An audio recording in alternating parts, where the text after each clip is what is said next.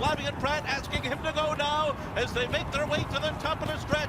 Medina Spirit and Mandaloon are stride for stride. Hot Rod Charlie and Essential Quality closing on the outside. The four of them come into the final furlong. Mandaloon fighting for the front. Medina Spirit battles on. Hot Rod Charlie on the outside. Essential Quality on the far outside. The four of them coming to the finish in the Kentucky Derby. Here's the wire. Bob Baffert does it again.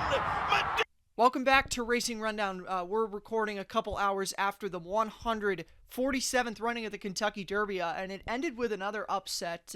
Had an upset last year, definitely a more mild upset than the one that we had this time, with the third choice being the upset horse. But Medina Spirit for trainer Bob Baffert gets Bob Baffert alone in first place in all-time wins in the Kentucky Derby with 7. So, Eric and I were just commenting amongst each other. It's crazy to think that between War Emblem and American Pharoah, this guy had no Kentucky Derby wins and only one Triple Crown race win over that stretch of time. And now it's like, if you came into the sport post-California Chrome, it's like this guy's been dominating the game. And it didn't used to be that way, but it is now. And so congratulations to those connections. Johnny Velasquez also up there with 4 Kentucky Derby wins. He joins Bill Shoemaker with the second most. One more win gets him tied with 5 for the record. So that's what the stats look out for this race. Also, Medina Spirit officially a wire-to-wire Kentucky Derby winner. So the second year in a row that the Kentucky Derby winner is the wire-to-wire winner of the race. Final time was 2 minutes 1 and 2/10 of a second. So very good time for a Kentucky Derby, and especially for a horse like Medina Spirit, who was running on the lead for a very good, very long amount of time. So obviously, a lot of takeaways to get to. Number one thing about Medina Spirit, and we were sort of wrong on this because neither of us picked Medina Spirit, but Eric did the Kentucky Derby profile for Medina Spirit and did mention that Medina Spirit, when he has a lead in a race, you don't run by him, and you saw that in the Kentucky Derby. Medina Spirit got to the lead and never looked back from that. And he's never been passed by a horse in a horse race. And his 3 losses have come in races where he didn't have the lead. To Life is Good, to Life is Good twice, I should say, and then to Rock Your World in the Santa Anita Derby. We'll talk about a lot of the underneath aspects of the race because a lot of things went bad for a lot of horses in the race. There's a lot to unpack from this Kentucky Derby, but I'll turn it over to Eric for a minute to get his comments on the winner, Medina Spirit. And Jack laid it out there. I mean, this is a horse who, in his two career wins, what did he do? He went wire to wire, and in the Bob Lewis especially, that was probably one of the most visually impressive prep races of the season, where he had every chance to fold. The rest of the speed gave in, and he just held on and somehow gutted out that win. And he did the same thing here. Johnny V knew what he needed to do, which was get to the lead. He was aided by some of the trouble around him to be able to carve it out. And then, the fractions might look a little quick, but it was just like last year. I mean, the kind of ride he was able to give his horse, where sure they went a little quick for that opening quarter, and the half mile looked a bit on the quicker side, but every single quarter mile or so, Johnny was slowing down the tempo and giving his mount a breather so they would finish off as they came, down the stretch. And that's exactly what happened. And this is a gritty horse, an impressive horse, not a impressive pedigree. This has never been Baffert's number one horse either. You talk about Life is Good, Concert Tour for the longest while, and some others. This was a $1,000 yearling, $35,000 2-year-old in training. We're talking about here with a very dull pedigree, very dull physical build, who just won the world's biggest race and America's biggest race. So certainly I imagine Bob Baffert was a bit surprised, even hearing some of his post-race comments. It didn't seem like he could even really fathom what just happened, because it seemed more like the owner's choice that they were even there. But great ride by Johnny V as always, and that's really what put him in the winner's circle. Circumstances helped him a little, but Johnny V, I think more than anything, really got him home this time around. And I'll get into some of those circumstances, and it's always kind of risky to bring this stuff up, especially with a trainer like Bob Baffert, who does have people who do really respect him and do kind of take objection to some of the things that people like me, when they bring these kind of points up, are about to say. And I just want to stipulate before this, I'm not taking anything away from Medina Spirit. The race played out how it played out, and can't take that away from the horse. He's a gritty racehorse, as Eric said, doesn't let horses pass him, and that's a great quality in a racehorse. But yeah, we have to look at how this race played out and how Medina Spirit was able to do that. And it really, like last year, Authentic was very much benefited by the setup of the race. No speed went with him, and that's why Authentic was able to go the whole way in the Kentucky Derby. We were saying the whole time, Into Mischief horses can't go 1.25 miles. Authentic is the kind of horse that if you gave him a free ride, he was going to go the full 1.25 miles or the full distance of whatever distance race he was running in. But when you ran with him, he would lose his horse races. You know, you saw that in the Preakness, you saw that in Santa Anita Derby.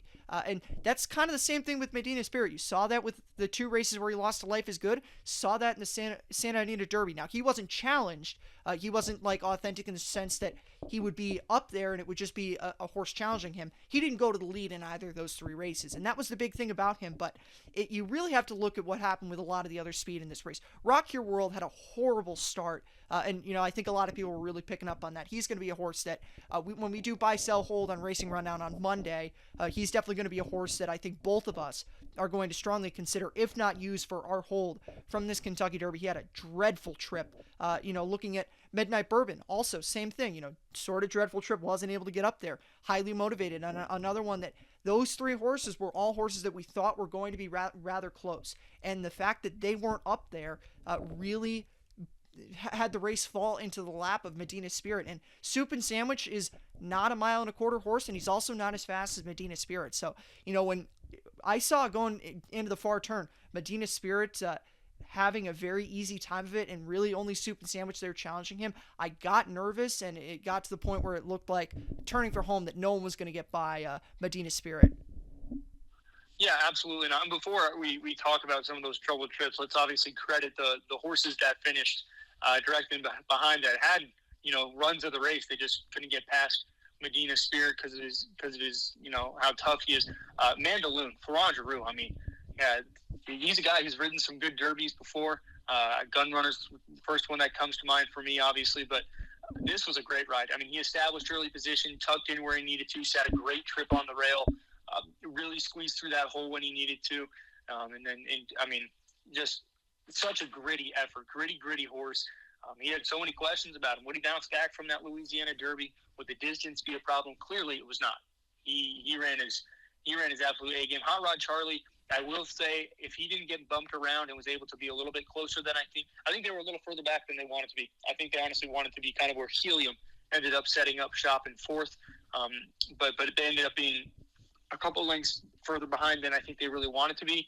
That being said, hell of an effort off of a 6-week break, and Doug O'Neill loves to run those horses back, and the Preakness, absolutely a horse we're going to have to keep an eye on, especially given that was his first race in 6 weeks, which sure that isn't the greatest layoff in the world, but that's still a fair amount of time. That being said, it's easier to wheel that one back in 2 weeks and expect a big effort from him. Essential Quality. Let's talk about the favorite real quick, just from my perspective. Then I'll let Jack give his thoughts on him and other horses. But for me, Essential Quality was my pick. I thought he broke a touch slow. Probably didn't get great position early on, but at the end of the day, you just got beat on the spot. Sure, you had to go wider than everybody else, but that hadn't been a problem before. Not in the Breeders' Cup Juvenile, where he had to really sweep around other horses. He just got beat today, plain and simple. He's still a talented horse. Was it beaten too much at the end of the day? It was very much a blanket finish there at the end. But that being said, Essential Quality, we know there's chinks in that armor now. He proved it today. And that's definitely something that we'll get into now. It's like the top 4, all 4 of these horses, if they want to run them back in the Preakness, you can make a strong case for every single one of them. Now, looking at some of the horses underneath, we'll get, I already mentioned horses like Rock Your World and Highly Motivated that had their trouble trips. Midnight Bourbon was another one that I didn't go too much into. He had his problems, but still, Midnight Bourbon did not run bad. His 7th place finish, I always say, his 6th place finish. I always say, after Kentucky Derbies, there's horses that run 6th, 7th that in a normal race that wouldn't look good, but Midnight Bourbon is absolutely the kind of horse that you look at and you say, yeah, that's a good 6th place finish for him in the Kentucky Derby. We'll see some things from him going forward. Also, one other horse to mention, Bezos ran a really nice race. He was the wise guy horse for a lot of people going into the Kentucky Derby.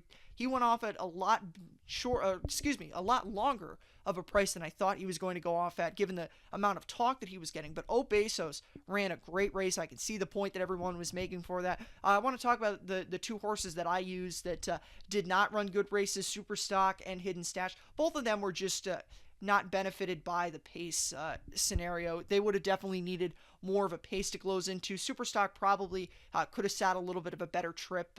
I didn't love the trip, and Hidden Stash was just merely a thing of he probably needed a pace to run into. So that's the thing that I see. We talked about it a little bit earlier, but Rock Your World definitely got slammed at the gate, and with the start was horrible for him. He's definitely going to be a bounce back candidate in his next start. Don't know if that's the Preakness or if he goes back out to the West Coast, but he's definitely one that you look at this Derby. That's complete line through for him, and there are other ones that I don't want to completely dissect because there's not enough time to meticulate every single horse's run in this Kentucky Derby. But those are the big runs the big runs or problems that I saw with some of these horses.